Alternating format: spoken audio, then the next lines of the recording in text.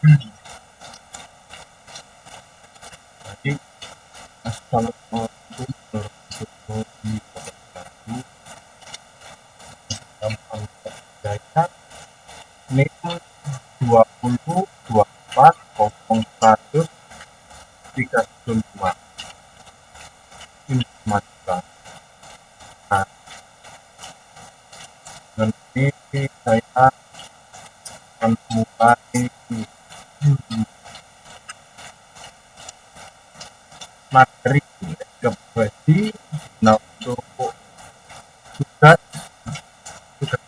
di pertemuan 15. Baik, akan salam mulai.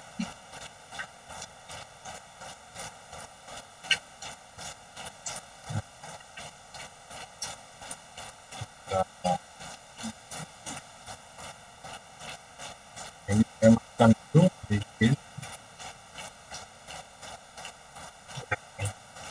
Nah,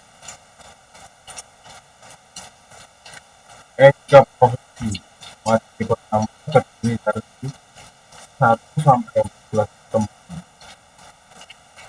Yang pertama, rangkuman sistem informasi etika profesi pertemuan 1. Konsep dasar etika profesi, tinjauan umum etika, pengertian dan menurut Kamus Besar Bahasa Indonesia di Kemendikbud, etika dikategorikan pada 3 artian, yaitu ilmu tentang apa yang baik dan buruk, hak dan moral, kumpulan asa atau nilai yang berkenaan dengan akhlak, nilai mengenai benar atau salah yang dipercaya masyarakat. Menurut Profesor Solomon, etika dikelompokkan menjadi 2 divisi, yaitu etika merupakan karakter individu yang diartikan apabila yang orang beretika berarti dia orang baik. Etika merupakan hukuman sosial yang mengatur dan membatasi perilaku manusia. Nah, jadi konsep etika sekarang etika, filsafat dan ilmu pengetahuan. Abdul Qadir memperinci ilmu filsafat sebagai berikut.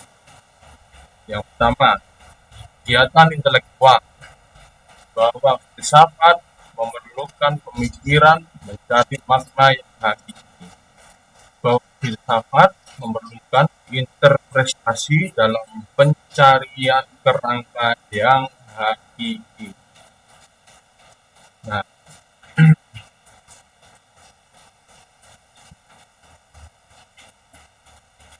oke. Yang kedua, segala fakta dan gejala bahwa objek dari gejala filsafat adalah fakta yang terjadi secara nyata. Yang ketiga, dengan cara refleksi, metodologi, dan sistematis, bahwa filsafat memerlukan metode dalam membuat prosedur-prosedur yang sistematis untuk kebahagiaan manusia. Yang keempat, etika merupakan bagian dari filsafat berupa moral. Ia merupakan ilmu yang mempelajari perbuatan baik dan buruk, benar dan salah berdasarkan kodrat manusia. Ya, yang keenam, etika adalah ilmu pengetahuan, sedangkan moral adalah objek ilmu pengetahuannya. Nah, jangan disalahkan ya, dan disalahartikan. Kalau etika itu ada ilmu pengetahuan, sedangkan moral adalah objek ilmu. Etika adalah tujuan manusia seperti kebahagiaan sempurna dan memuaskan manusia, baik jasmani maupun rohani, melalui kebenaran yang bersifat filosofis.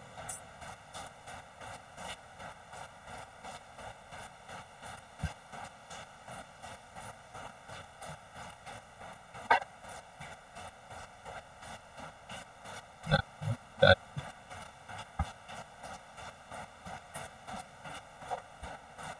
etika, moral, dan norma kehidupan. Moral sama dengan etika, yaitu nilai dan norma yang menjadi pegangan dalam mengatur tingkah lakunya di dalam masyarakat. Lawrence Kohlberg juga mencatat 6 tahap moral yang berhubungan dengan etika, yaitu 1. Variasi pada hubungan, ganjaran, kekuatan fisik, dan material. 2. Orientasi hedonistis, hubungan antar manusia yang melihat perbuatan benar itu adalah perbuatan yang memuaskan kebutuhan individu atau kebutuhan orang lain.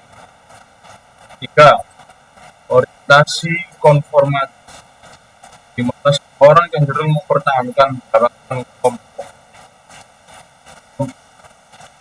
Orientasi pada otoritas, ini cenderung melihat hukum, kewajiban yang mempertahankan tata tertib sosial dan religius yang dianggap sebagai nilai utama pada kehidupan. Yang kelima, orientasi kontrak sosial.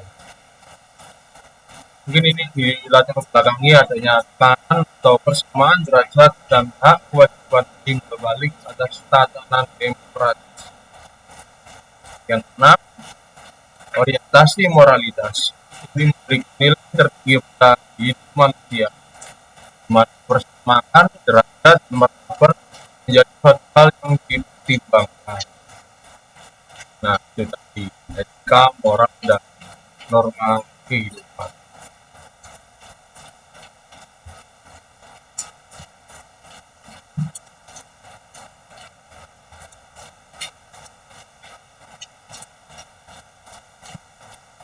Lanjut, sini ada pelanggaran etika dan kaitannya dengan hukum. Yang pertama, faktor-faktor yang mengaruhi keputusan atau tindakan yang tidak etis pada perusahaan sebagai berikut. A. Kebutuhan individu merupakan penyebab utama yang menyebabkan tindakan tidak etis seperti mencuri dan korupsi. Ya, mungkin ini yang terjadi pada baru-baru ini ya, isu tertentu. B. Tidak adanya pedoman hidup. Tindakan tidak etis bisa saja muncul karena ketidakadanya pedoman khusus tanpa memperhatikan lingkungan kondisi.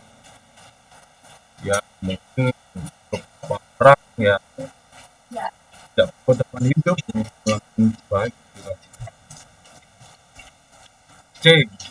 Perilaku atau kebiasaan individu. Tindakan ini bisa muncul akibat kebiasaan individu tanpa memperhatikan lingkungan individu tersebut. Contoh, mengkambing hitamkan orang lain, ya, hasilnya ya. Mungkin ini udah paling bukan awam lah.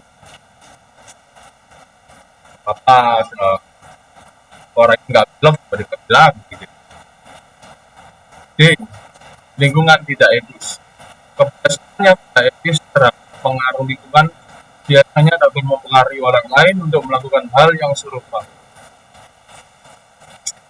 Ya, kalau bilang contoh mah mungkin ada isu yang korupsi berjamaah atau dan sebagainya. D. Perilaku atas yang toksik dapat mempengaruhi orang yang berada dalam pekerjaan untuk melakukan hal serupa. Dan tingginya tadi saya baik. Yang B. Tindakan pelanggaran terhadap etika. Pertama, sanksi sosial. Etika harus berkembang dalam kehidupan sejak masyarakat data. Maka ada individu atau kelompok yang melanggar etika sosial bisa diobati. Kedua, sanksi hukum. Sebagai masyarakat yang bernegara, apabila sanksi sosial dirasa masih kurang cukup, maka hukum perundang-undangan yang akan bertindak. Dan kalau di sini mungkin masih yang bilang hukum itu hanya ke atas ke bawah.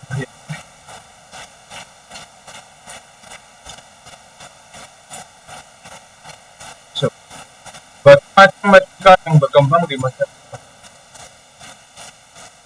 Etika dapat dikelompokkan dalam dua jenis, yaitu etika deskriptif dan etika normatif.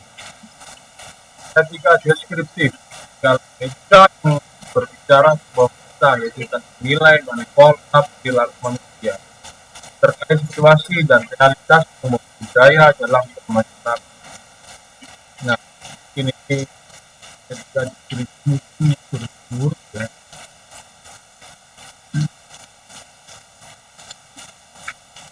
Kedua, etika normatif adalah etika yang memberikan penilaian secara himbauan kepada manusia tentang bagaimana harus bertindak berdasarkan norma yang berlaku. Menurut Tony Peral, ada dua macam norma yang berkembang. Norma umum secara universal dikelompokkan menjadi tiga, yaitu norma sopan santun, norma khusus,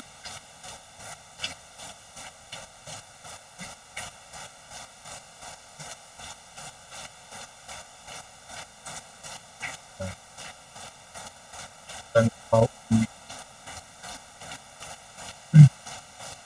Norma sopan santun menyangkut bagaimana hidup berlaku di tengah bermasyarakat. Norma hukum memiliki keberlakuan tegas karena diatur oleh hukum dengan berdasarkan peraturan negara. Sedangkan norma khusus merupakan aturan berlaku dalam bidang kegiatan dan hukum yang sempit. Lembaga profesional. Tahu pada etika tentang bisnis umum bagaimana harus bertindak secara etis. Ketika itu merupakan prinsip moral besar dalam bidang kehidupan sebagai prinsip dua, yaitu etika individual dan etika sosial. Etika profesi merupakan bagian dari etika sosial yang mengangkut hubungan antar manusia dengan sesama yang antar ikut profesi, serta bagaimana mereka menjalankan profesinya secara profesional. Lanjut, kita ke pembahasan etika dan teknologi ke depan. Perkembangan teknologi dan dalam kehidupan manusia seperti revolusi memberikan banyak perubahan tentang cara berpikir manusia, baik dalam bijaksana, perencanaan, dan memahami pengambilan. Kita banyak akan berpengaruh pada pelaksanaan dan tata cara manusia tidak berpikir dan punya di norma-norma kehidupan. Ya, dasarnya dan sebenarnya adalah untuk menjawab tantangan hidup.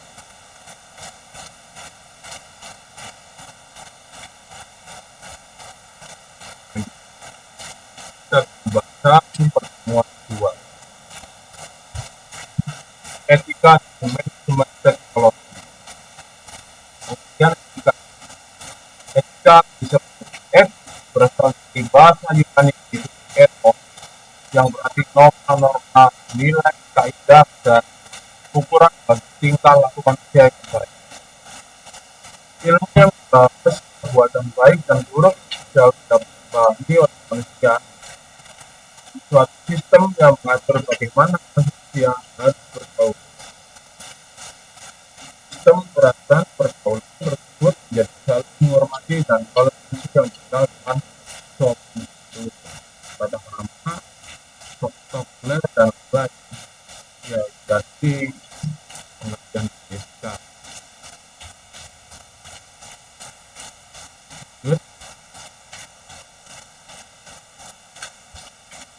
Definisi etika.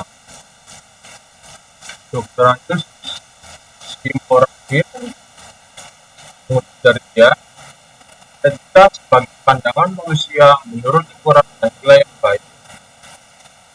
Dr. ini mengutip dari Suratis di etika adalah teori tentang tingkah laku kepada manusia dipandang dari segi baik dan buruk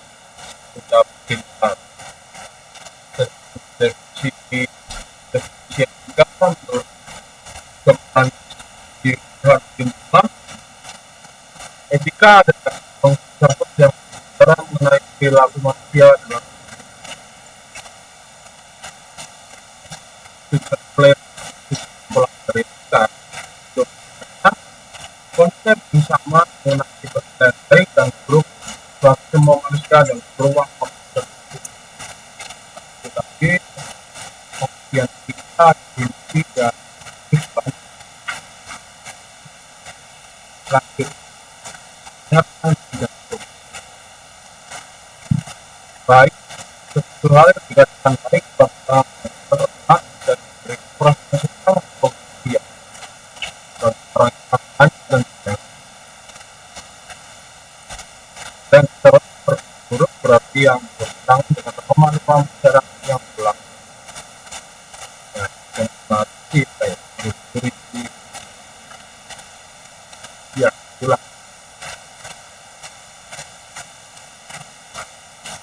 Nah, situasi kalau macam-macam yang kita bilang kan kita tidak sedikit jadi tanaman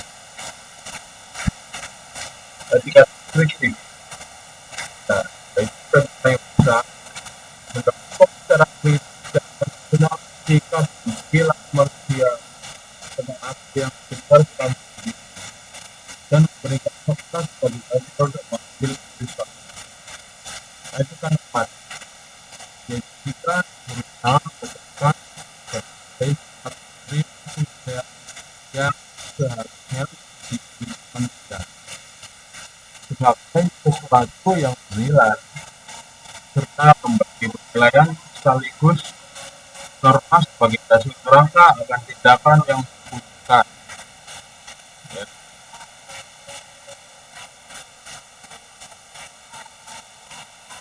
Nah, dan pertemuan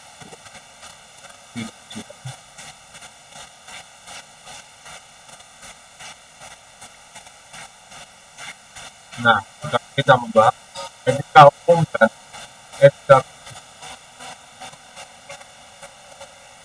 etika umum. Cara menggunakan teknologi kondisi dan bagaimana manusia bertindak secara etis, bagaimana manusia mengambil keputusan. Teori-teori juga mendukung moral dasar yang menjadi pedoman bagi manusia dalam bertindak serta pelaku dalam menilai baik dan buruk suatu tindakan. Etika tindak pidana juga dan umum membahas pengertian umum dan teori-teori. Sedangkan etika khusus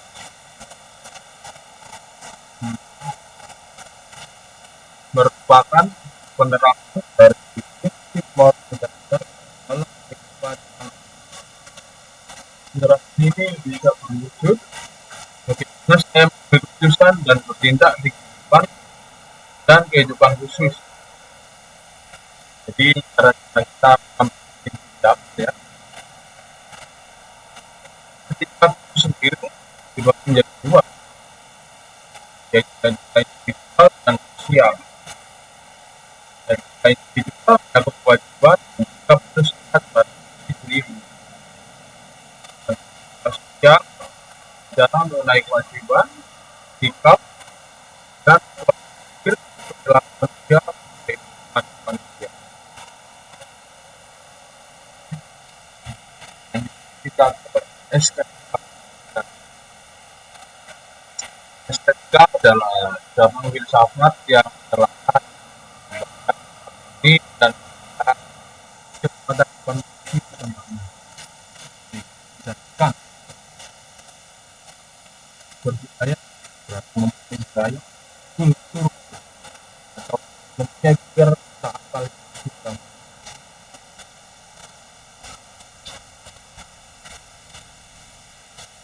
fungsi menjadi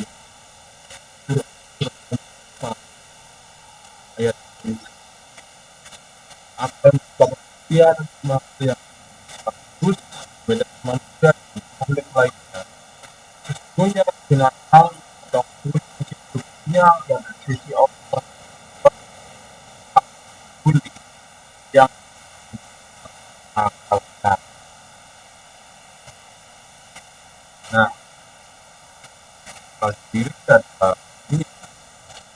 Artinya pengisian apa? Mengisi dengan sesuatu yang bermanfaat, baiknya kehidupan dunia dan akhirat, menghindarkan dari kerusakan hal yang diinginkan kotor, kosong akal. Nah, ini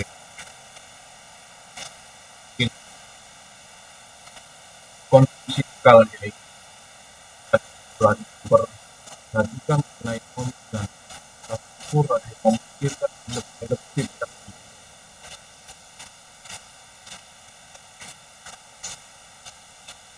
Nah, kita konsep konsep manusia. Manusia adalah makhluk yang sempurna baik ini adalah akal adalah dia berikal dan berpaling lain dan ke pihak nama manusia. Berikut adalah nama manusia ya, ada beberapa jenis ya.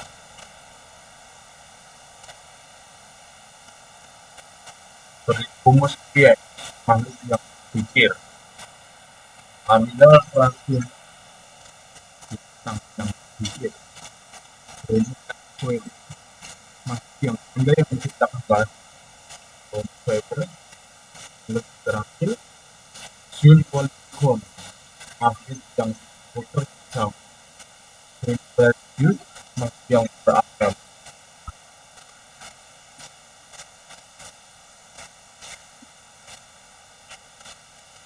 Nah, terus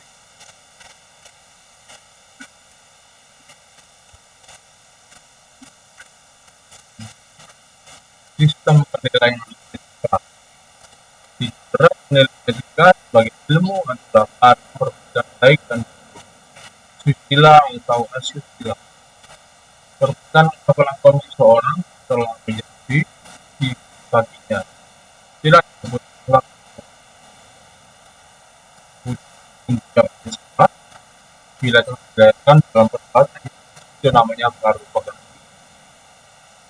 Nah, jangan perbuatan sendiri aja dikatakan yang pertama manfaat semua belum lahir menjadi kekuatan maka karena ya kan kedua lahir akan menjadi perbuatan nyata yaitu pekerti.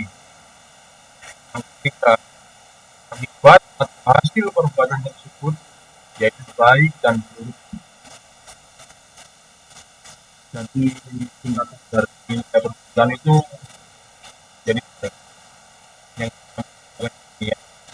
yang kedua jadi pekerti, ketiga hasilnya baik atau buruk.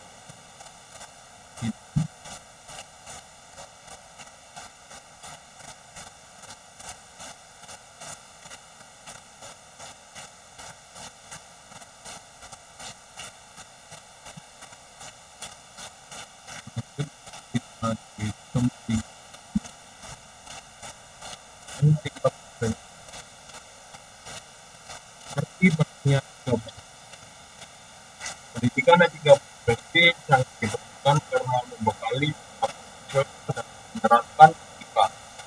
Profesi saat dijalankan seperti kalau sesuatu profesi masuk teknik dan berdasarkan misalnya dari quality maka respect secara berat profesi tersebut kurang ya menjadi tambah pada ada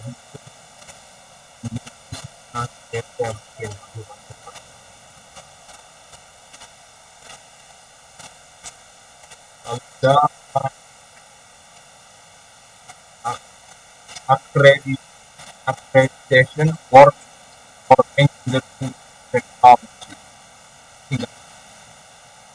Nyatakan bahwa manusia yang mahasiswa teknik harus mengerti betul karakteristik dan kompetensi keisian dan penerapan. Jadi setiap mahasiswa ini harus betul-betul paham ketika profesi, produksi, dan masalah yang timbul di lingkungan profesi dan data teknologi yang sebenarnya akan masuk ke dalam proses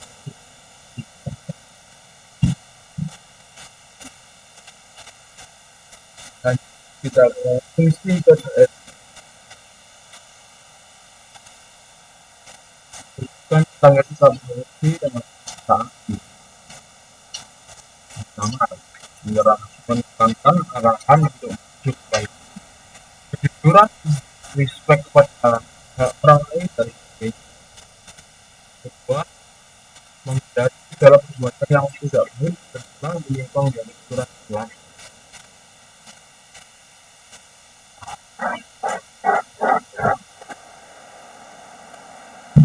Beberapa kode etik ya, ada etika kehidupan, etika kebenaran, etika kebaikan atau kebaikan, dan etika lingkungan. Nah, bahas dulu tentang etika kemanusiaan.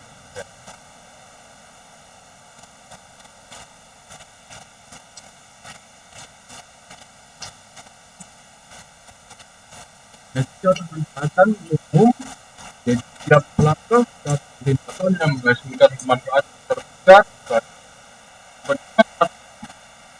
haruslah dipilih menjadi motivasi utama. Jadi ini besar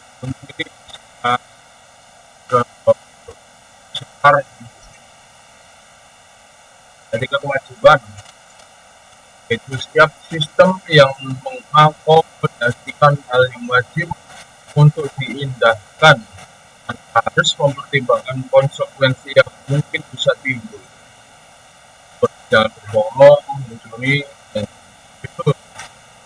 Pemenuhan moral ini jelas benar dan wajib dilaksanakan. Berlaku di dalam sampai lingkungan di itulah banyak juga etika kebenaran, yaitu suatu tindakan yang menganggap salah serta semua tindakan yang melanggar moralitas, dosa atau membacakan. Lalu etika keunggulan, yaitu suatu cara pandang untuk membedakan tindakan baik setelah melihat para bukti dan konsekuensi dan tidaknya luar sama buruk.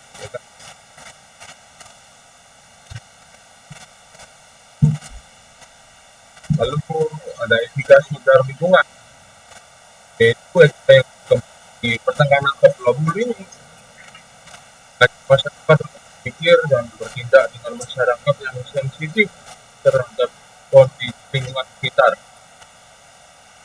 Pengertian ini tidak dibatasi pada lingkungan banyak saja, namun diperluas dengan melibatkan tradisi yang perlu diperluas dan dijaga seperti flora fauna yang dapat terdampak pada bencana, ya seperti mungkin itu pasti tidak sampah ya sebagainya. Kita harus perhatikan. Bagian itu bersifat subjektif dan manusia merasa kosong, tidak puas, gelisah, selama keinginannya tidak dipenuhi. Seluruh manusia pada dasarnya setiap orang berusaha dan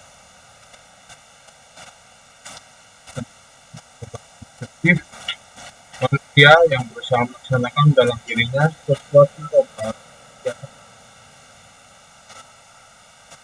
Nah,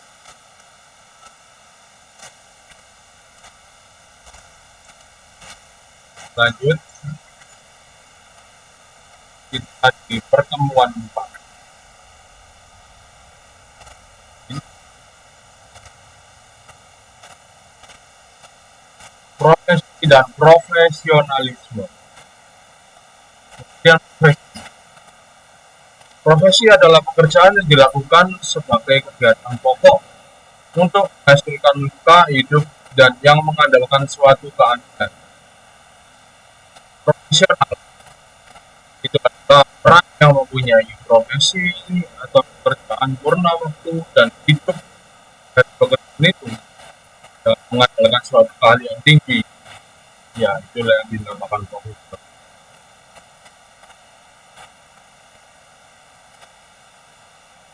Nah,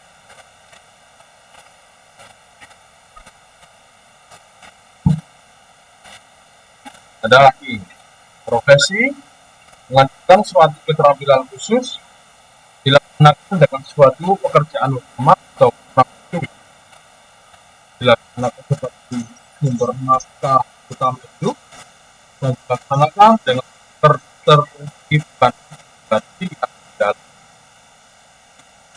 Sedangkan profesional orang yang tahu akan keahlian dan keterampilannya belum perlu ya, untuk pekerjaan dan kegiatan itu berisiko dan bangga akan pekerjaannya. Berarti seorang profesional ya bangga ya, sama pekerjaan.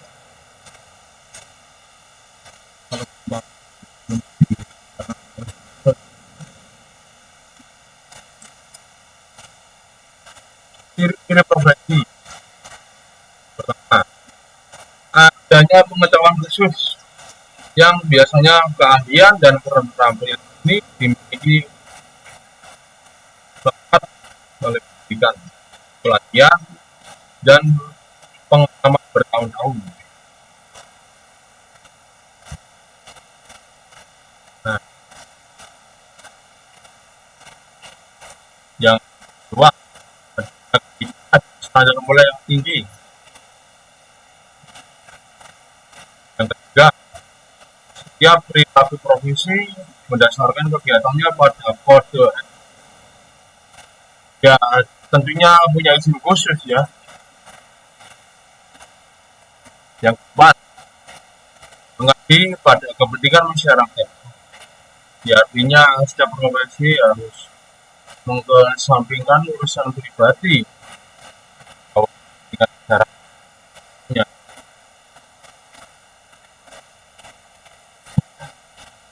Cara-cara suatu profesi. A. Melibatkan kegiatan intelektual.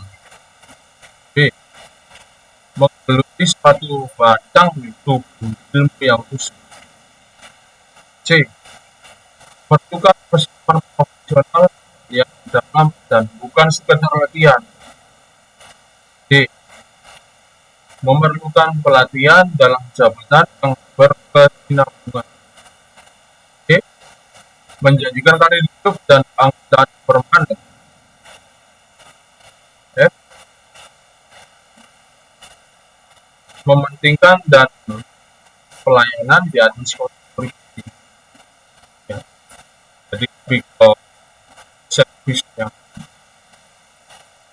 G. Mempunyai organisasi profesional yang kuat dan bersejarah. Ya, jadi mereka punya organisasi sendiri. Ya, display profesional tentunya. H. Menentukan bagus tandanya sendiri dalam hal ini kode etik.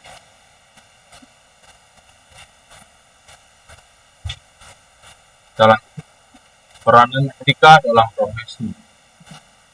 Jadi landasan dalam pergaulan baik dengan kelompok atau masyarakat profesional dengan sesama anggota.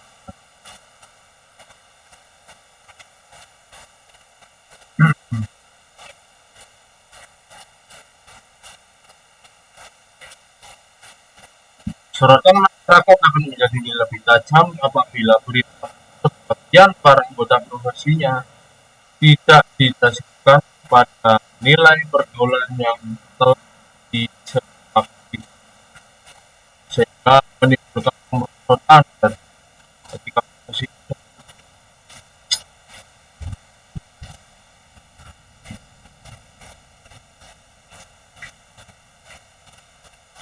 kita lanjut ke pertemuan profesionalisme kerja. Nah, pengertian profesionalisme merupakan suatu tingkat laku tujuan atau suatu rangkaian kualitas yang menilai atau melukiskan seorang profesional. Cirinya, profesionalisme menghendaki sifat mengejar kesempurnaan sehingga kita dituntut untuk selalu mengingatkan yang kedua, memerlukan kesungguhan dan ketelitian usaha yang hanya dapat diperoleh melalui pengalaman dan kebiasaan. Yang ketiga, profesionalisme menuntut ketekunan dan ketabahan, yaitu sifat yang tidak mudah berusaha sampai hasilnya tercapai. Yang keempat, profesionalisme memerlukan integritas tinggi yang tidak tergoyah. Yang kelima, profesionalisme memerlukan adanya kebulatan pikiran dan perbuatan sehingga terjaga integritas secara tinggi, yaitulah yang namanya profesional, ya kan?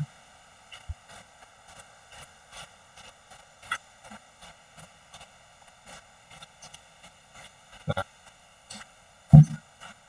seseorang dikatakan profesional apabila mereka yang sangat kompeten atau memiliki kompetensi tertentu yang mendasari kinerjanya.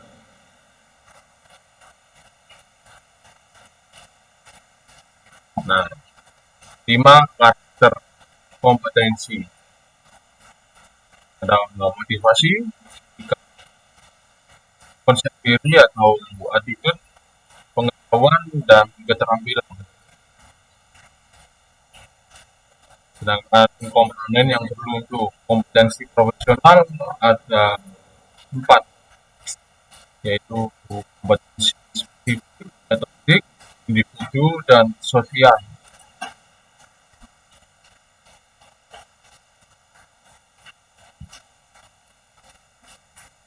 Nah, kita masuk ke membentuk sikap positif. Sikap positif berarti pasti, tegas, dan tetap.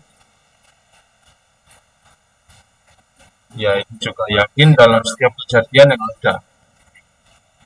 Ya, Paulus kan berfirman, tidak akan mengubah nasib sesuatu kaum atau individu kalau kaum sendiri tidak berusaha mengubahnya.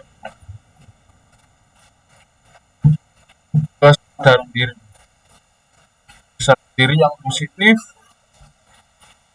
adalah menyadari bahwa orang yang tidak membaca sama dengan orang yang Paulus, orang yang tidak berkemauan untuk terus belajar sama dengan orang kecil yang tetap membesar. Yaitu contohnya kalau orang yang nggak sadar.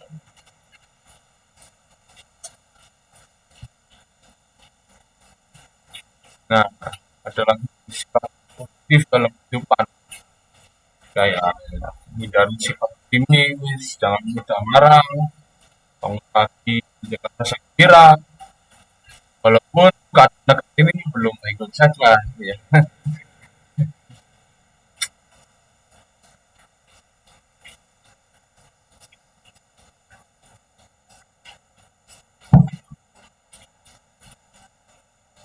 Sebentar, saya break sebentar.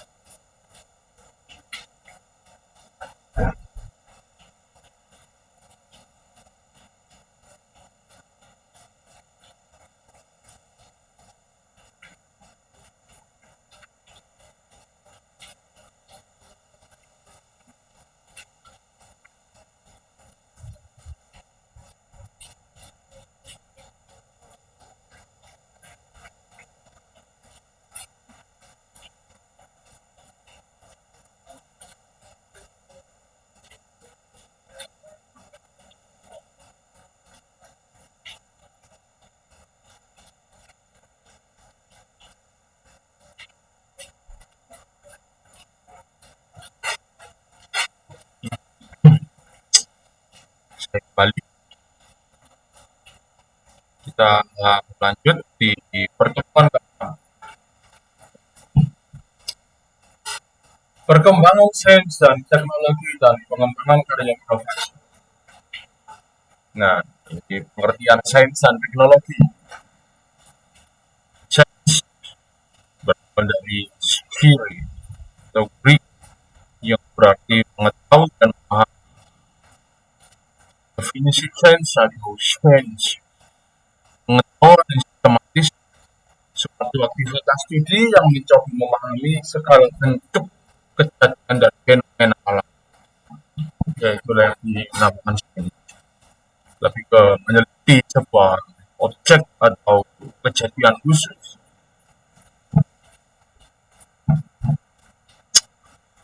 Teknologi seringkali dijelaskan sebagai sains terapan, yaitu sebuah ikhtiar praktis untuk mengubah alam demi dan semata untuk kemaslahatan manusia, daripada upaya untuk mengerti dan memahaminya. Terkait dengan upaya melakukan perubahan kondisi alam, teknologi adalah aneka pengetahuan dan peralatan yang digunakan secara progresif dan masif untuk menguasai alam lingkungan. Ya, dengan upaya teknologi sekarang seperti dulu orang bikin sawah pakai kerbau, sekarang pakai traktor.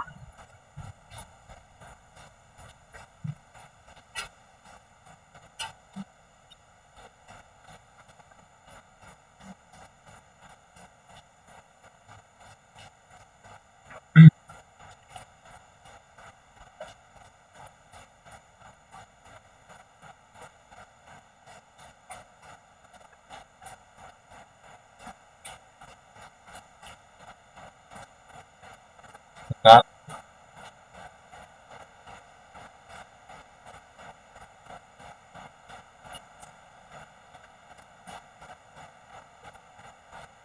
ada masalah dengan jaringan.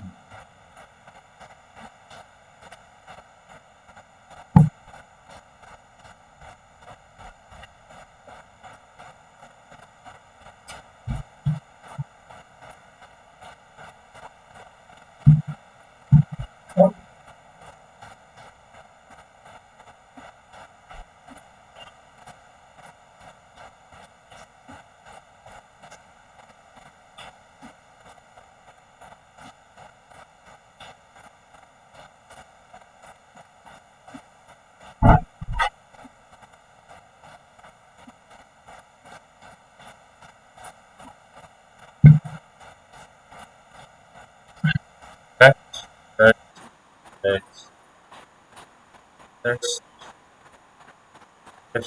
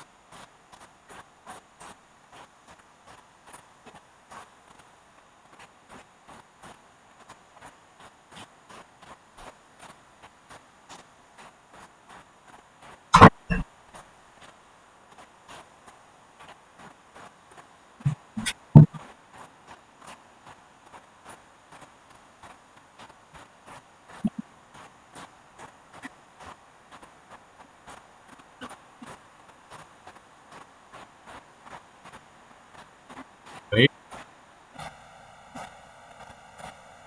dan baik Bali, mohon maaf ya tarikan.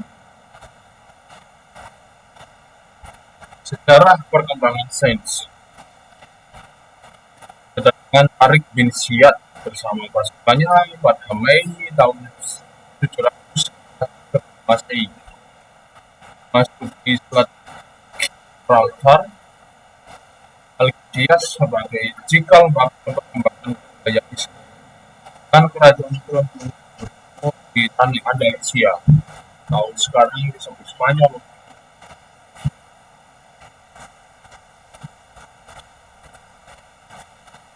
Cendekiawan cendekiawan asal Andalusia dan Ibnu Tufail dilahirkan di Asfaya, Granada. Nama lengkapnya Abu Bakar Muhammad Ibnu Abdul Malik Ibnu Muhammad Ibnu Tufail al-Hisi. Dia juga berjabat menjadi menteri di bidang politik di pemerintahan dan pernah menjadi gubernur di wilayah Palestina dan Persia di Maghrib.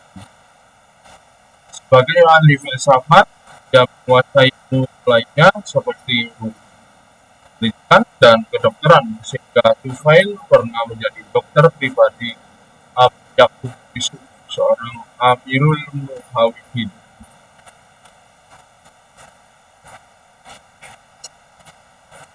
Kemajuan sains pada abad ke-16 dan 17 Masehi, dikala bangsa Eropa telah bangkit dari keterbelakangan yang berlangsung berabad-abad. Pada masa ini Eropa dapat memproduksi beberapa ilmuwan seperti Copernicus, Bruno, Galileo, Kepler, dan Isaac Newton.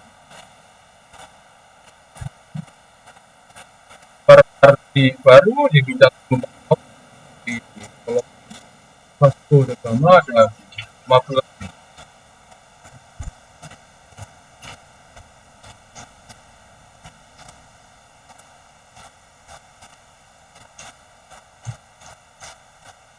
Tanggung jawab moral dan sosial dalam inovasi teknologi. Yang pertama, revolusi industri yang berlangsung lebih dari 2 abad. Sesungguhnya banyak membawa perubahan. Yang demikian itu ditemukannya rancangan progresi engineering mesin uap sebagai sumber dari produksi, sehingga manusia tidak lagi ketergantungan dengan energi manusia atau energi alam, tapi mungkin dampaknya di polusi besar-besarnya di masanya dulu. Kemudian ada aspek-aspek teknologi pada abad 21 yang mengambil alih informasi, kedokteran, mesin, dan manufaktur, serta energi dan lingkungan. Contoh, di teknologi informasi, di prosesor di tahun 2020, jaringan wireless tahun ini pun, jaringan serang optis atau fiber optik kan, yang sekarang ini, kecepatan atau WLAN, perang lunak gas atau filter energi.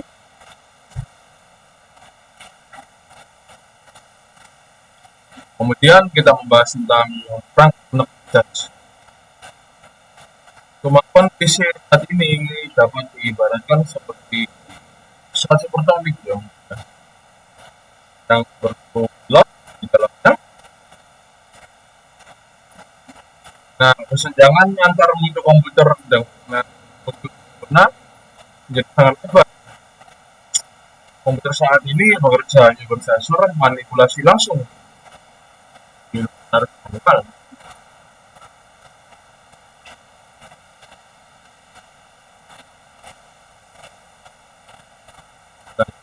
Agen lunak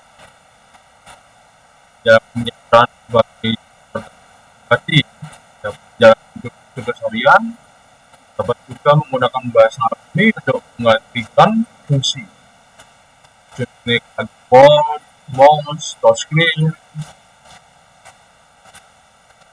seperti VR yang bisa buat penggunanya kayak hidup di dunia 3D, disekai gitu. Ya, banyak wisata berdekatan, membuat rob cerdas, ya banyak di bidang transportasi. Ada juga ya global position system yang bisa menetapkan posisi arah kecepatan. Contohnya mungkin di kapal selam ya kan, dia punya peralatan yaitu emergency positioning indicator radio beacons yang bisa memancarkan isyarat pada frekuensi 406 MHz dan 580 kHz untuk menerima navigasi ya. Sementara di kedokteran ada mesin yang mempunyai pemetaan gen monitor digital seperti komputer kemoterapi ya, tomografi dan MR magnetic resonance. Kan mereka punya badan seperti animasi rekayasa, ya, struktur manusia, ada tulang, ada otot, jaringan saraf, dan sebagainya.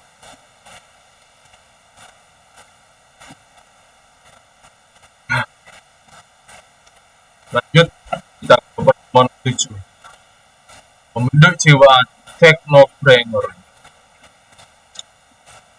Technopreneur atau technopreneurship merupakan penggabungan antara teknologi dan entrepreneur, sehingga pada dapat dikatakan bahwa technopreneur merupakan wirausaha di bidang teknologi. Benar ya, entrepreneur sama technopreneur itulah juga profesi.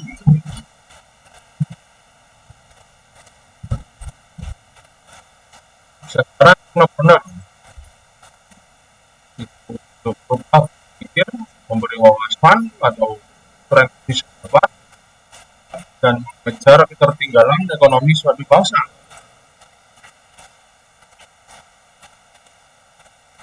Nah, ini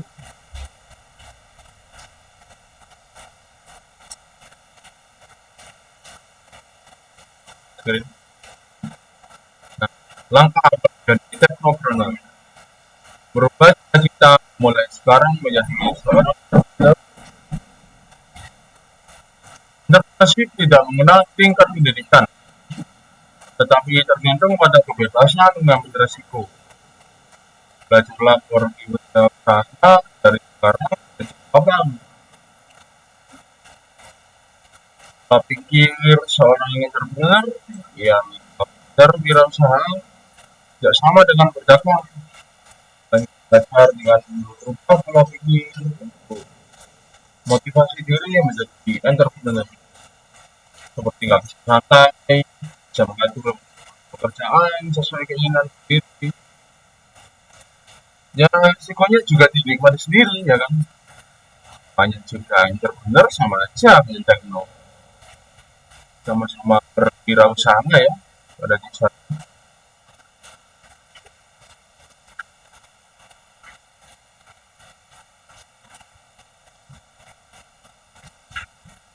Lanjut.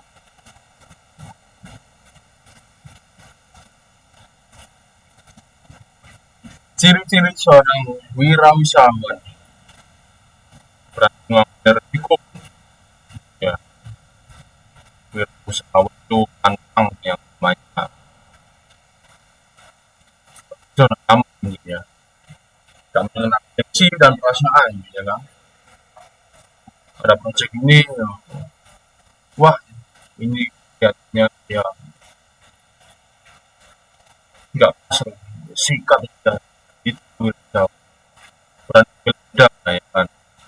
Nggak orang-orang FOMO, wah ada lagu itu nggak berlawan, bisa aku yang jual lagunya ya kayak gitu. Jeli dalam lihat peluang ya itu tadi, berani memulai usaha dari nol ya tanpa modal sekalipun gitu. mengadakan terapi tentunya, berorientasi pada hasil dan karakter bisnisnya, cerdik, kreatif, inovatif, bulat, semangat, nggak lelah dan tidak mudah menyerah. Jadi kalau ada pengusaha yang baru memiliki awal, dia merasa lelah dengan usahanya, seperti orang yang mudah menyerah.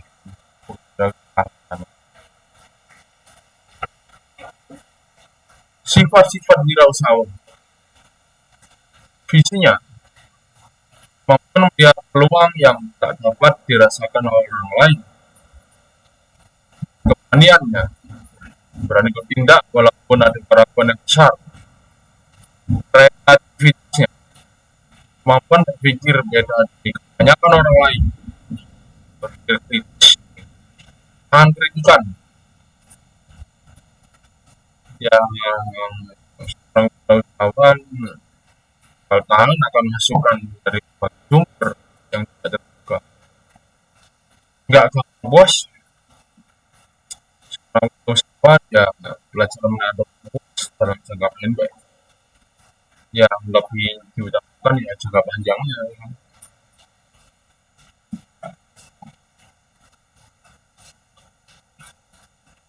Kita lanjut ke pertumbuhan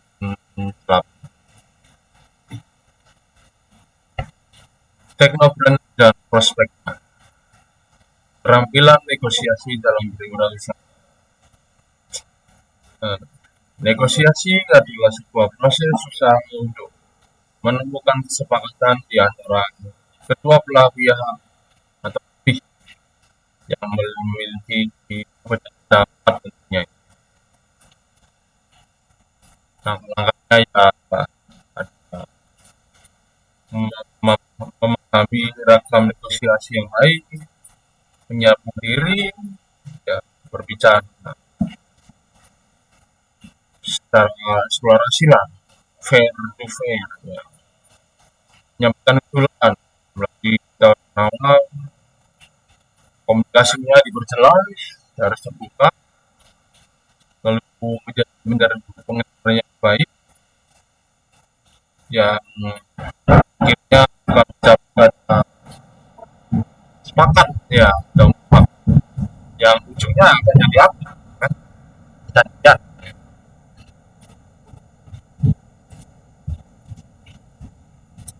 wirausaha identik dengan pengusaha kecil yang berperan sebagai manajer.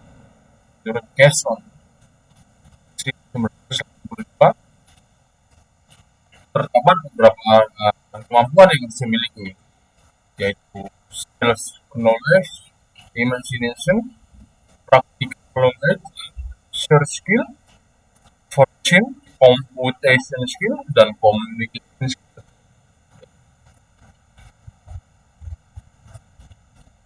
Ada 4 kemampuan utama yang diperlukan untuk mencapai pengalaman yang seimbang agar wirausaha berhasil. Di antaranya, 1. Technical competence, yaitu memiliki kompetensi dalam bidang merancang bangun sesuai dengan bentuk usaha yang dimiliki. 2. Marketing competence, memiliki kompetensi di marketing, mengidentifikasi pelanggan dan menjaga kelangsungan hidup perusahaan. Jadi dalam punggung ya.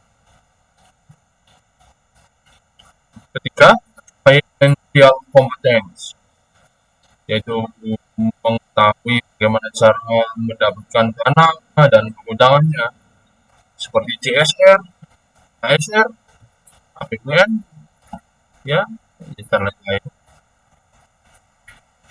Yang keempat, ada human relation competence, yaitu mengembangkan relasi ya, seperti menjalin kemitraan antar perusahaan, hubungan personal, dan lain-lain.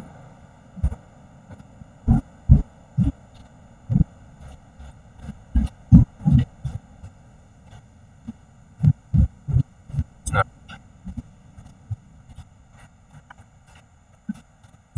kita lanjut ke Pertemuan 9. Hak haki atau hak kekayaan intelektual, hak cipta dan hak kekayaan industri. Pengertian hak. Hak yaitu pemilikan, kepunyaan, kewenangan, dan kekuasaan untuk berbuat sesuatu menurut hukum. Kekayaan yaitu sesuatu yang dapat dimiliki, dialihkan, dibeli, dan dijual. Yaitu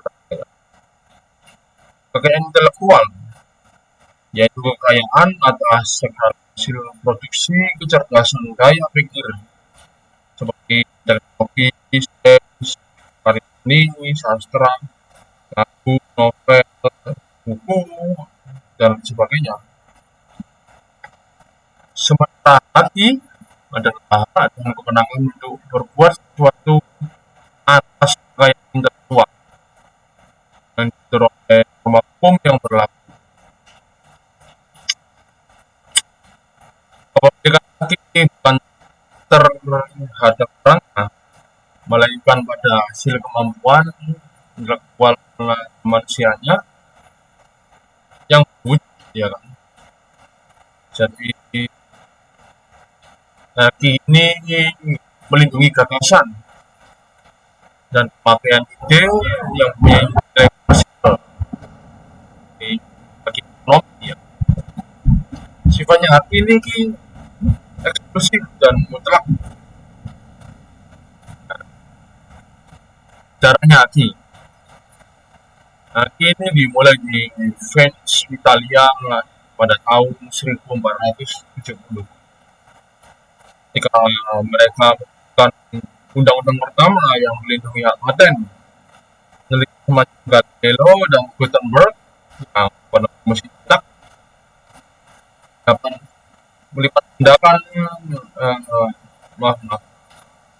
mempatenkan, ya, perlindungan dan hak monopoli atas penemuan mereka. Di tahun 12 April 1994 muncul Persetujuan Umum tentang Tarif dan Perdagangan atau yang disingkat GATT di Maroko. Indonesia sendiri sepakat untuk melaksanakan persetujuan, yaitu mengeluarkan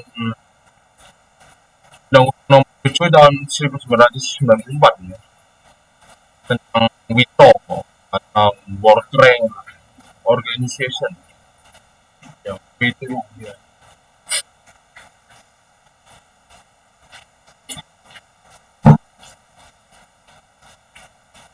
Apa itu hak cipta?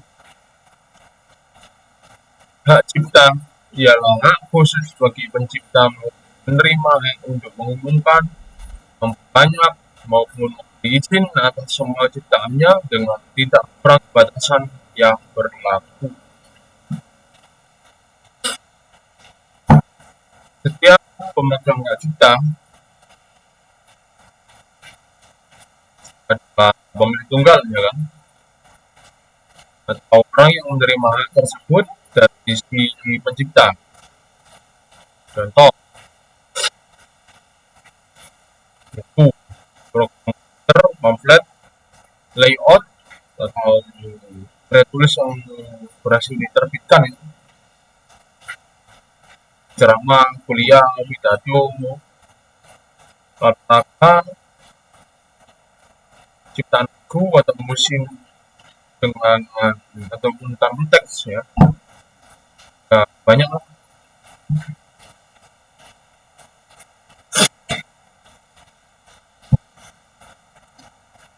Apa saja yang tidak dapat didaftarkan sebagai ciptaan, ya.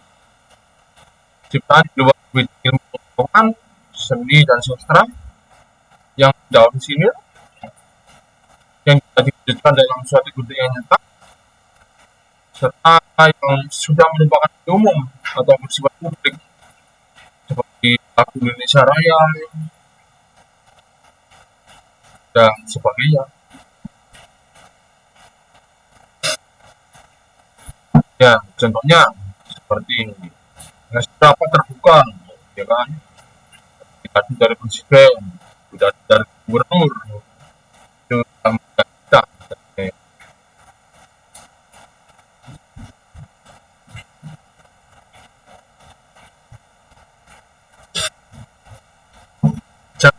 perlindungan hak cipta. Nah, ini menarik. Jadi perlindungan atas suatu ciptaan berlaku selama pencipta hidup ditambah 50 tahun setelah pencipta telah meninggal.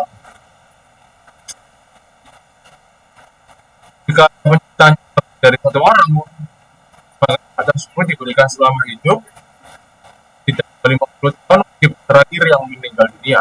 Ini lebih lama lagi. Dan yang berlaku tanpa batas waktu buat follower budaya ya di milik bersama seperti kaya, dongeng, legenda, obat, kerajinan tangan, fotografi, dan lainnya.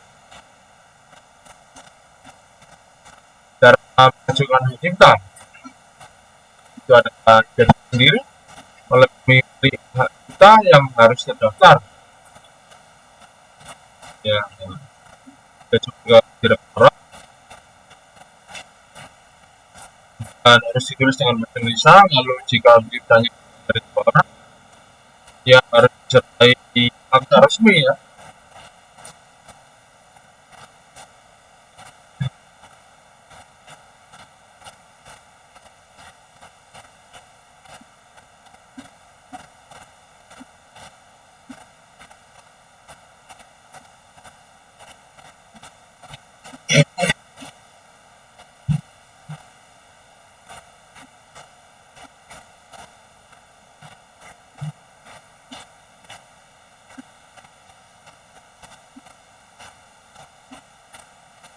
Lanjut kita ke digital rights management. Tujuan di ya tujuannya adalah terdapat autentikasi atau pencipta sebuah karya cipta dan dapat jaminan terhadap integritas.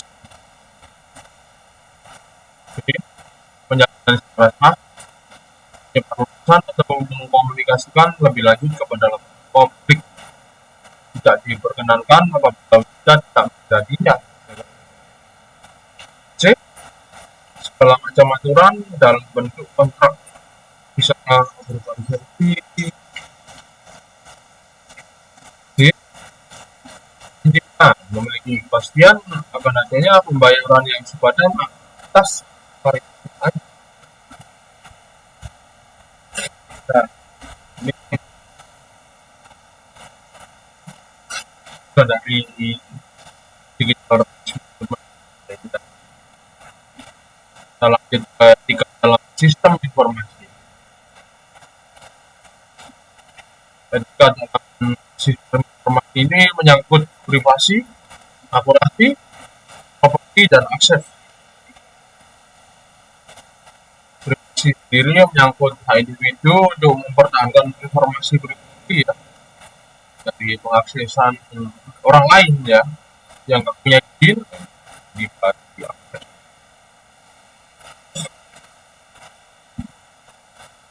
Akurasi informasi merupakan faktor yang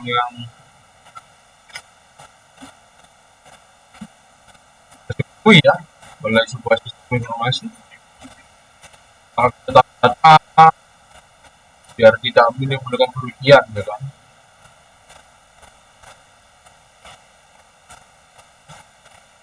Properti, perlindungan terhadap hak properti ya saat ini kita lakukan yaitu pakai haki, seperti copyright, brand, atau sebagainya. Kemudian akses fokus dari develop informasi diharapkan tidak jadi halangan untuk melakukan pengecekan. Karena kan sekarang ada sosial media, ya kan, harus didukung.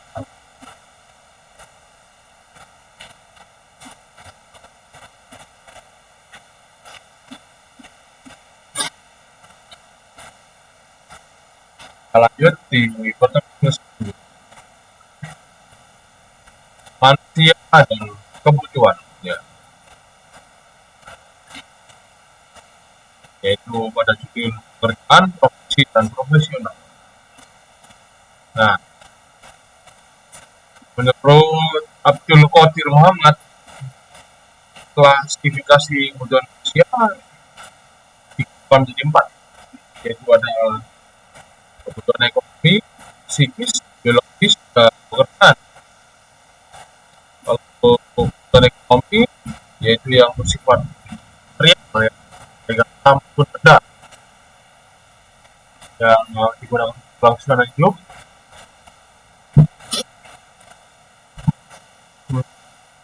Psikis, ya, dan itu yang bersifat non material, yang berupa kesehatan, ketenangan manusia secara psikologi, biasanya disebut kebutuhan ya.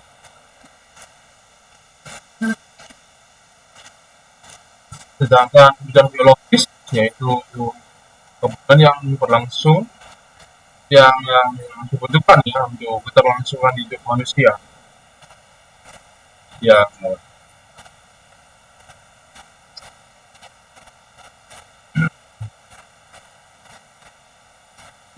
selanjutnya kebutuhan pekerjaan ya. Ini bersifat praktis ya kan. Jadi kalau ada pekerjaan ya kan, ada kebutuhan pekerjaan, kebutuhan ekonomi pasti akan terpenuhi ya kan. Masuk biologis dan psikis ya tentunya. Jadi yang paling penting ini kebutuhan pekerjaan ya. Jadi,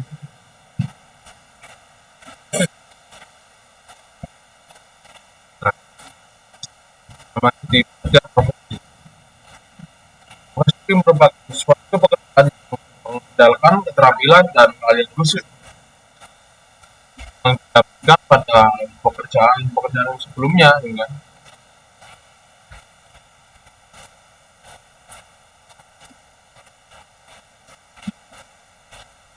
Nah, profesi sendiri adalah suatu pekerjaan yang dilakukan sebagai nafkah utama hidup untuk kehidupan pribadi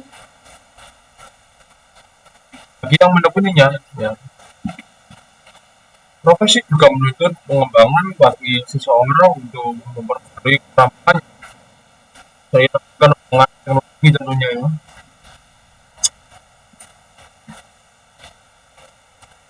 Nah, seorang profesi sendiri harus punya sifat-sifat berikut.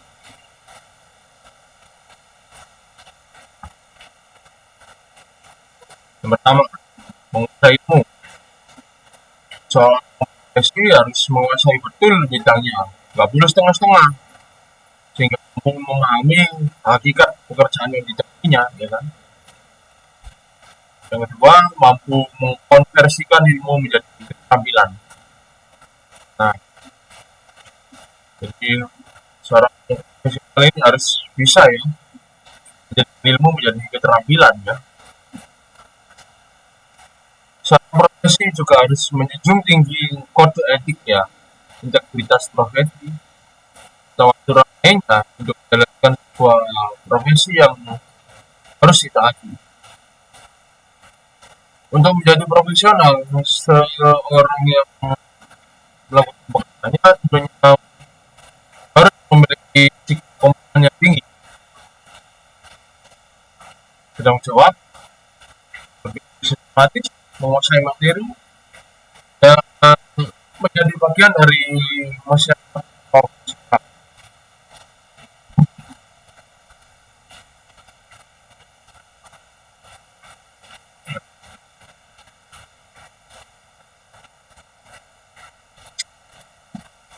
Lanjut.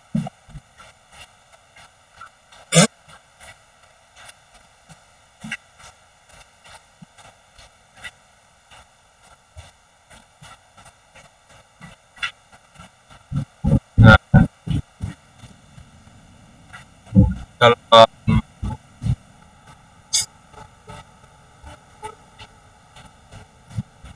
mengukur profesionalisme, kita ada beberapa pendekatan tentunya ya kan, yaitu pendekatan berorientasi filosofis, pendekatan perkembangan bertahap, pendekatan berorientasi karakteristik, dan pendekatan berorientasi non-tradisional.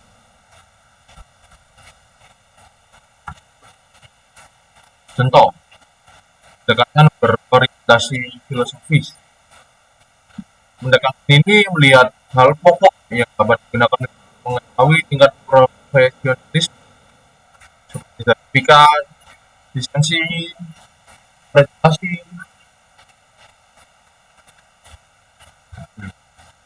Sedangkan pendekatan perkembangan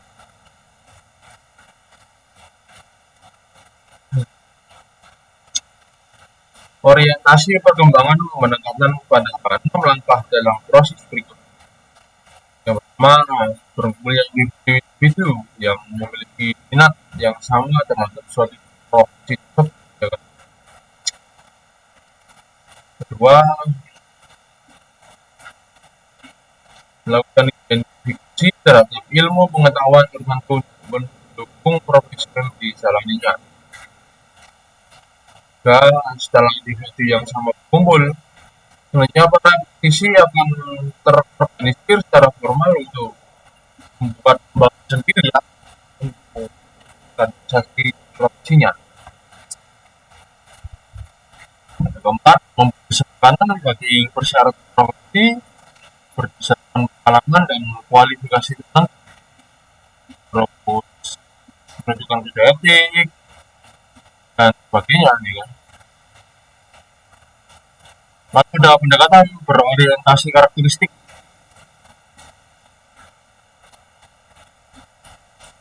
Yang karakteristiknya adalah apa? Yaitu kode etik dalam menjalankan profesinya, pengetahuan yang terkondisir, mendukung pelaksanaan sebuah profesi,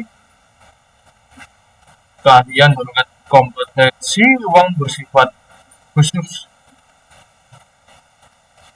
Lalu tingkat pendidikan minimal dari sebuah profesi, sertifikasi keahlian, proses tertentu sebelum mampu untuk bisa mengikuti tugas dengan baik ya kan. Lalu ada tempat untuk menyebarluaskan atau bertukar ide di antara anggotanya, dan ada tindakan disiplin dan batasan tertentu apabila terjadi praktek bagi pelanggar lainnya. Lalu pendekatan berorientasi non-tradisional. Perspektif non-tradisional menyatakan bahwa seorang dengan bidang ilmu tertentu diharapkan mampu melihat dan merumuskan karakteristik suatu profesi. Itu tadilah beberapa pendekatan untuk mengukur sebuah profesionalisme seseorang, ya kan.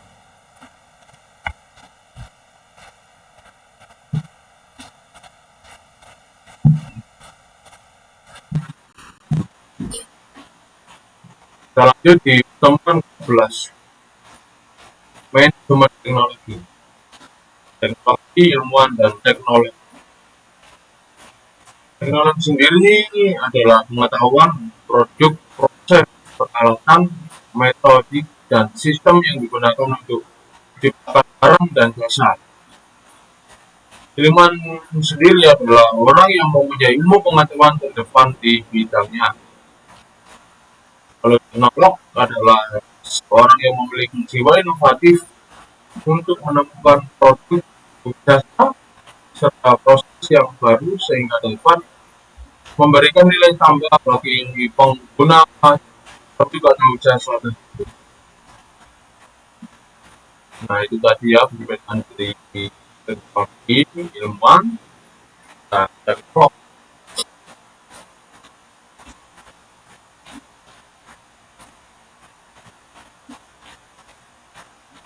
Klasifikasi teknologi. Ada new teknologi, yaitu teknologi yang baru diperkenalkan untuk memberi dampak nyata terhadap cara satu produksi barang. Lalu emerging teknologi, ya teknologi yang belum sepenuhnya dikomersialisasikan, seperti rekayasa genetik, ya. Lalu ada high technology, yang merupakan teknologi canggih yang biasanya digunakan untuk industri besar ya, yang dengan karakteristik teknologi pemberantasan teknologi yang banyak menyerap tenaga kerja manusia. Lalu medium teknologi ada di tengah-tengah antara high teknologi dan low teknologi. Lalu ada appropriate teknologi. Ini digunakan untuk mengidentifikasikan sumber daya dan pemanfaatan yang optimal.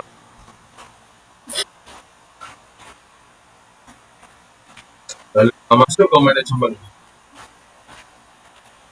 Manajemen merupakan proses penggunaan, aturan, pengawasan, dan pengendalian ya yang berkaitan dengan tingkat kreativitas, manajemen, resiko, dan fokus pada performa.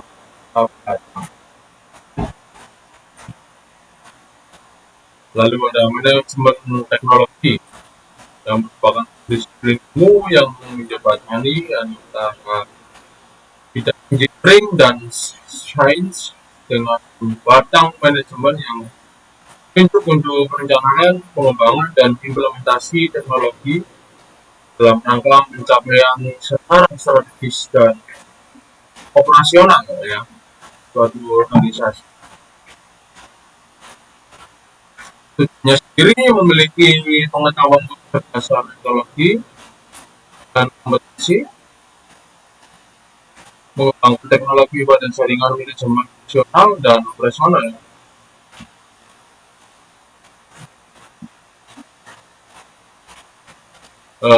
Untuk hasilnya pada tingkat makro, satuan analisisnya adalah negara berjuang memfungsikan teknologi dalam rangka meningkatkan kualitas hidup bangsa. Pada isunya ada sektor dan sektor ekonomi yang tujuannya untuk kebijakan pemerintah atau departemen ya kan. Lalu ada mikro, satuan analisisnya adalah tingkat perusahaan bertujuan untuk kajian manajemen teknologi untuk menciptakan surplus.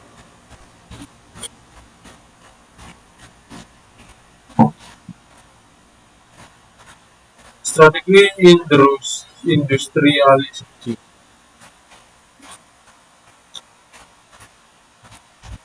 informasi sumber daya manusia, ilmu pengetahuan dan teknologi nasional dan internasional. Lalu ada pemilihan teknologi, investor bisa menyelesaikan masalahnya. Ya.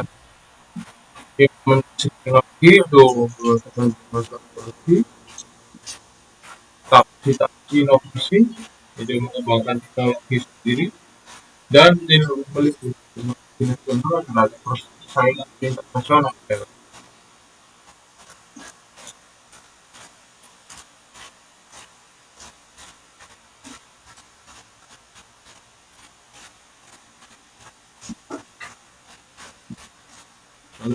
Manajemen teknologi ruang lingkup yang punya beberapa tahap yaitu tahap akuisisi, tahap pelaksanaan, tahap pengenalan, adopsi pelaksanaan, dan pengenalan ya kan. Di tahap akuisisi, modalitas adopsi dan kerjasama meningkatkan kapasitas akuisisi yang akan menjadi pemasok teknologi. Lebih dari pelaksanaan, inovasi industri dan meningkatkan produktivitas. Di tahap pengenalan, yaitu adanya efek kembali dan teknologi. Lebih dari pelaksanaan, akan mengembangkan kapasitas produksi, dan di pengenalan perusahaan yang sangat mengutamakan inovasi ya kan. Di itulah pada manajemen teknologi ruang.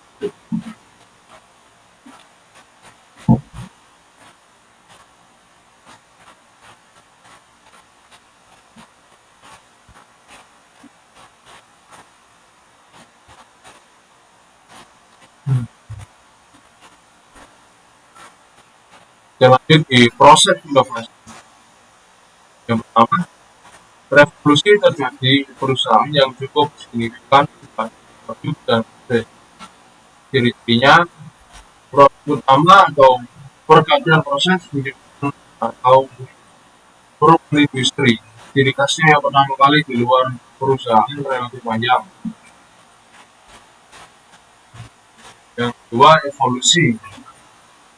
Itu penambahan fitur, banyak produk dan progres perusahaan dapat bertahan. Ya.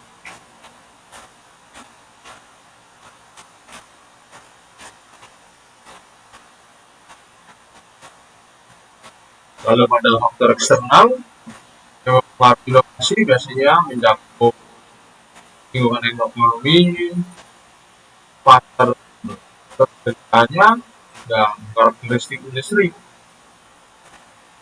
Faktor internal yang mempengaruhi inovasi ya itu sumber daya manusia ya dan struktur organisasi. Yang kelima, ada 5 komponen yang mempengaruhi keberhasilan inovasi sampai dari sosial ya, yaitu pembangkitan ide, kemampuan melihat teknologi, kewirausahaan, manajer proyek dan pemimpin, dan nantinya ada sponsor atau produksi. Jadi tahap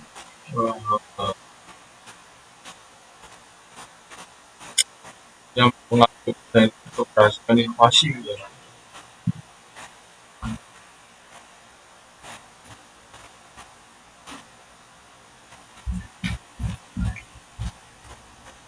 Dan lanjut di pertemuan ke-12, dinamika perubahan teknologi ya. Perkembangan teknologi sendiri merupakan hasil ciptaan yang membutuhkan proses yang panjang dari temuannya produk sampai ciptaannya pesawat ya. Karena sekarang udah pesawat banget ya kan.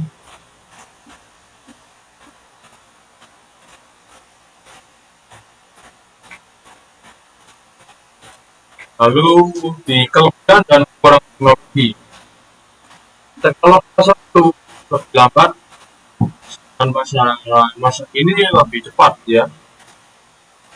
Lalu teknologi masa lalu juga meskipun hewan, angin atau manusia sebagai penyokongnya, dan hampir semua teknologi di masa lalu itu berfungsi ya dunia. Sedangkan teknologi masa kini kelebihannya itu proses cepat ya kan, bisa responsif, tidak terlalu sekali cepat berat ya. Itu tadi dalam manusia mungkin kalau bikin kayak gini bisa harus butuh di plastiknya belum lagi tahap sterilisasi lalu kemasannya belum bisa ya. Kalau bedanya kalau sendiri itu lebih cepat tapi nggak ramai. Contohnya kayak orang besar bawah kan dulu memang yang dibaca gitu bakal selesai dalam waktu berhari-hari kan, tapi dengan adanya traktor tapi tentunya ya ada yang bersih baik seperti polusi, biaya produksi, bensinnya, dan minyak.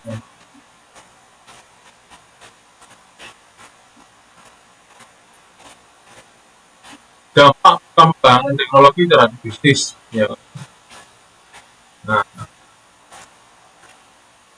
perkembangan teknologi saat ini memang pasti tidak ada habisnya ya kan.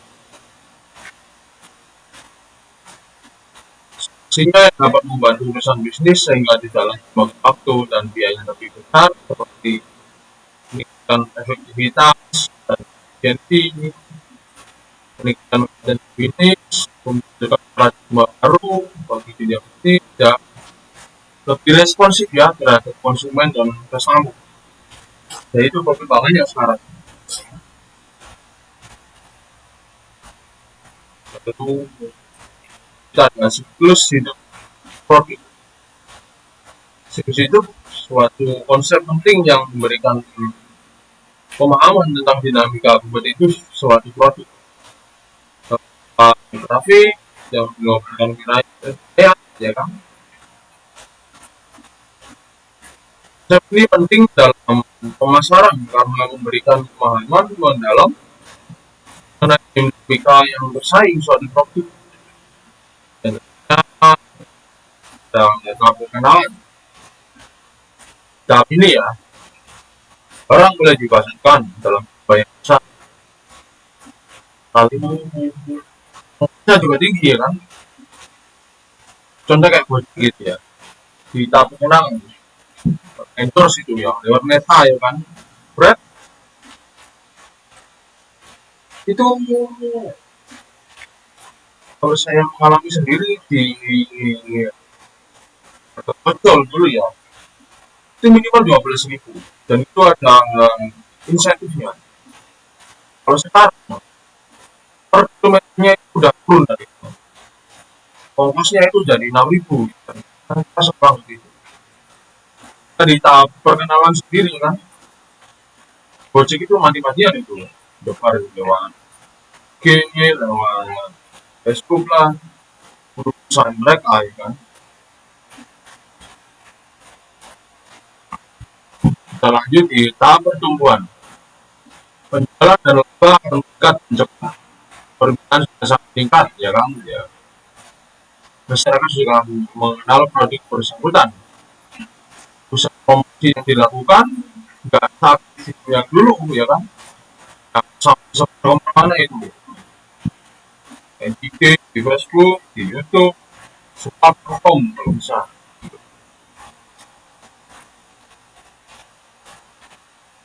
Memperluas dan meningkatkan distribusi sehingga menurunkan harga jual.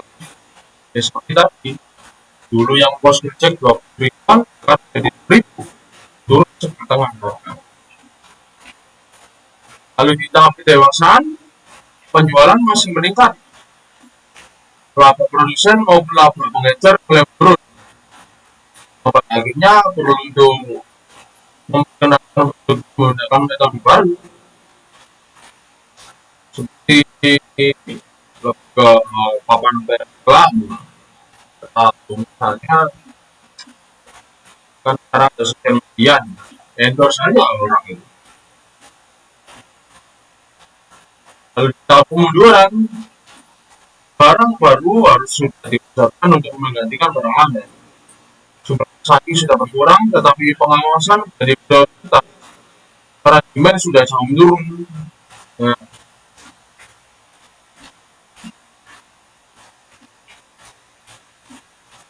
kalau kita kemunduran ini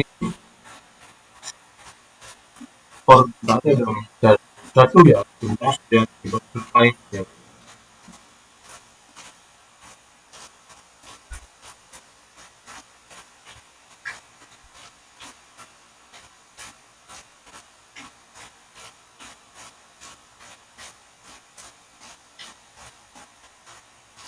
Kita lanjut di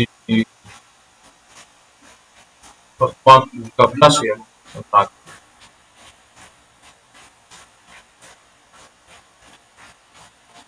manajemen risiko dan strategi perencanaan. Nah, pengertian risiko dan manajemen risiko. Risiko ialah peristiwa yang dapat menimbulkan kerugian ekonomi atau umpan balik negatif yang tidak dikegiatan dengan tingkat probabilitas yang berbeda. Dan manajemen risiko adalah minimalisir kerugian untuk meningkatkan uang. Jadi risiko ini konfliknya ya. Risiko itu cara untuk menangani sebuah risiko agar diperkecil agar tidak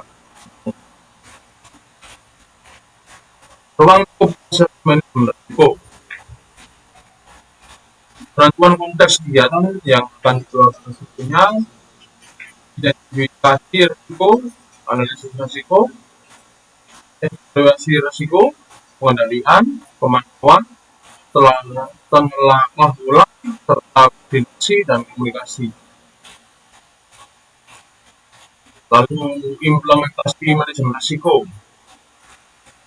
dapat diterapkan di setiap level ya. Manajemen risiko sendiri dapat diterapkan pada proyek yang spesifik, membantu proses pengambilan keputusan ataupun pengelolaan daerah dengan risiko yang spesifik.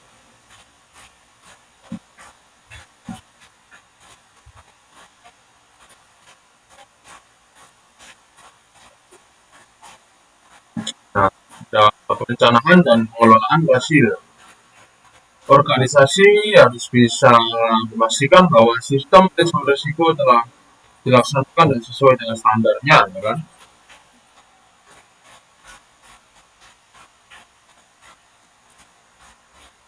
Lalu kita ke elemen utama manajemen risiko. Itu berarti penetapan tujuan, identifikasi risiko, analisis, evaluasi, pengendalian, dan komunikasi.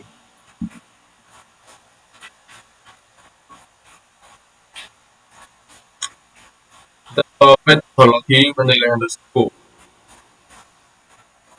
Nah, yang pertama menentukan karakteristik dan suatu sistem, diidentifikasi atau identifikasikan ya ancaman cyber ya. Yang kedua, kelemahan sistemnya diidentifikasi ya kan. Menganalisa pengawasan, menemukan beberapa kemungkinan, problem solving, menganalisa pengaruh risiko terhadap pengembangan sistem dan menentukannya. Kan? Lalu pada tahap akhir mendokumentasikan hasil keputusannya. Kan? Lalu ada 11 prinsip pengelolaan risiko. Ada manajemen risiko, menciptakan nilai tambah. Lalu manajemen risiko adalah bagian integral proses dalam organisasi. Lalu ada prinsip manajemen risiko adalah bagian dari pengambilan keputusan. Ya. Manajemen risiko secara eksplisit menangani ketidakpastian. Lalu manajemen risiko bersifat sistematis, terstruktur, dan tepat waktu. Manajemen risiko berdasarkan informasi terbaik yang tersedia, dibuat sesuai kebutuhan, memperhitungkan faktor fisik dan budaya, bersifat transparan dan inklusif, ya, dinamis, iteratif, dan responsif terhadap perubahan. Dan manajemen risiko memfasilitasi perbaikan dan perkembangan berkelanjutan organisasi. Ya, itu tadi kiat-kiat untuk manajemen risiko, dinamika perubahan teknologi, dan lain sebagainya. Sekian dari saya, Muhammad Afidaya, NIM 2024-0115. Mohon maaf kalau ada kesalahan pembicaraan atau ada kesalahan teks di dalam video ini. Mohon maklumi dan terima kasih. Assalamualaikum warahmatullahi wabarakatuh.